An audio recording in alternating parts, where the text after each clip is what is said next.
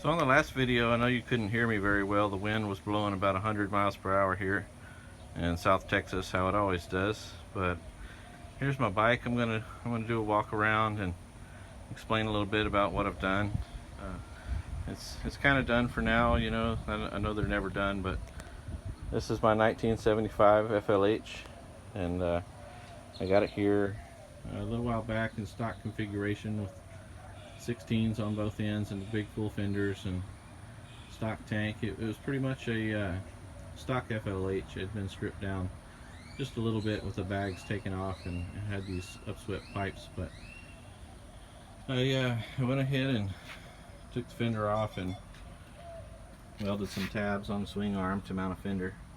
It's hard to see the one in the back here or the front, holding the very front of the fender there, but I've got a single tab in the middle of the swing arm, and then I welded two tabs on the rear of the swing arm to hold my handmade sissy bar here that my buddy Robert Scotch made.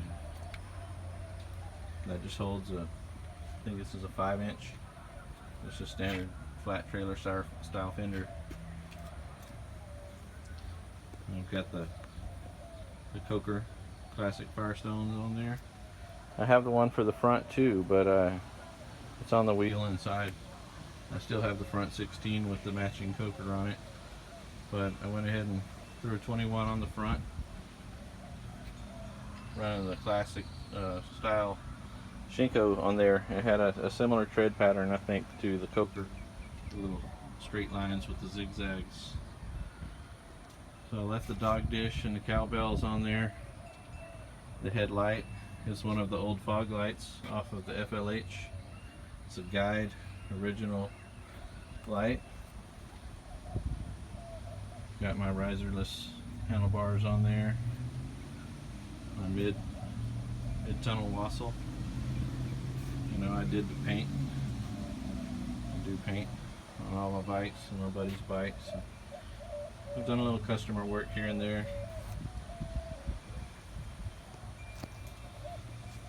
Flames continue up into the bottom there.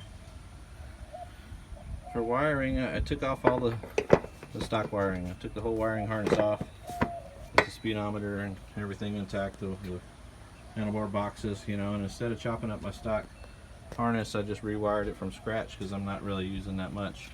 I've got two breakers underneath that rubber roll right there. So I've got a wire running to a breaker and into my ignition switch, and then to my headlight, my tail light, and I've got a brake light switch. No high and low beam though.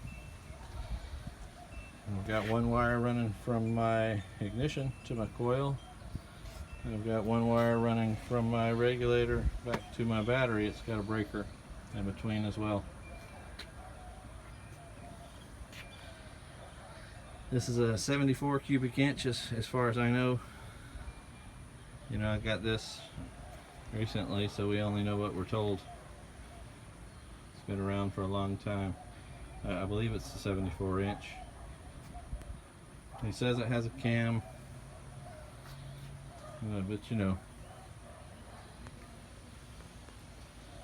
For the mid-tunnel wassail, I cut off the stock tank mounts, kind of smoothed that out, and I welded a bung into the existing speedometer hole on the frame. There's a threaded bung there that I used. And for the back, I've got a little spacer underneath it so that the bottom of the wassail tank would follow that mid tube in the frame. Follows that real nice. And I needed the clearance for my petcock on the other side also. It's got an inexpensive 90-degree petcock, and you know, it was about to hit the head bolts there, so raising up that tank kind of killed two birds with one stone. I don't have any wires for the electric starter. This was an FLH.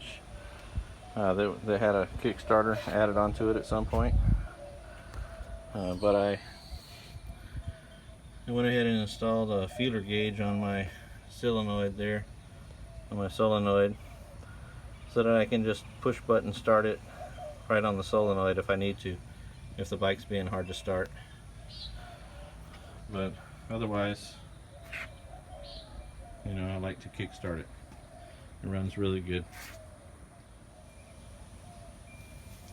I'm going to go ahead and give it a start, cold kick start. It hasn't been started today. I'm going to give it 2 or 3 prime kicks. You'll see me turn the key the rest of the way on after the prime kicks. So prime kicks don't count. See how it starts.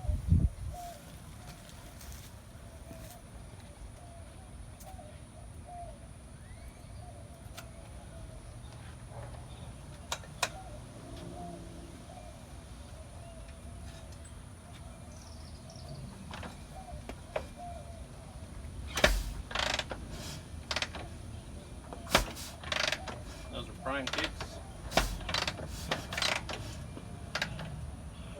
And here we go. Ignition on.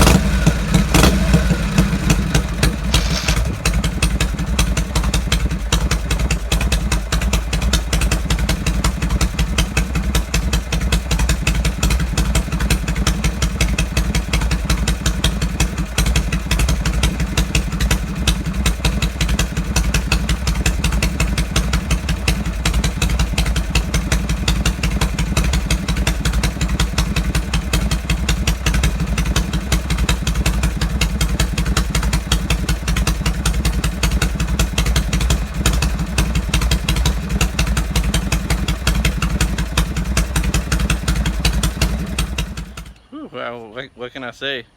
Sometimes shovelheads have a mind of their own, and this thing kick starts for me every time. It could sit here for 2 weeks and kick start first kick right away, man. Because I had it on camera, it's just not going to do it. It's going to make a liar out of me. But like I said, I showed you that that it was a feeler gauge. I'm sorry, a feeler gauge that I modified. I bolted right on the solenoid. I bolted that onto the starter solenoid just in case it was being hard to start, and I'm sure glad that I did, because you know, it was being hard to start for you guys. But you know, once it started up and got a little gas in its system, you know, if it dies at a red light, it'll kick start right back up. But I have that solenoid switch there just in case. It's a lifesaver. So thanks a lot for watching, you guys, and stay tuned. I'll get some new motorcycle projects going in here. We're gonna start the Spartan frame pretty soon. I've got a line on some Springer front ends for that thing, the big boy that we've got hanging from the ceiling in there. So that one should be wild. So until next time, you guys, thanks a lot.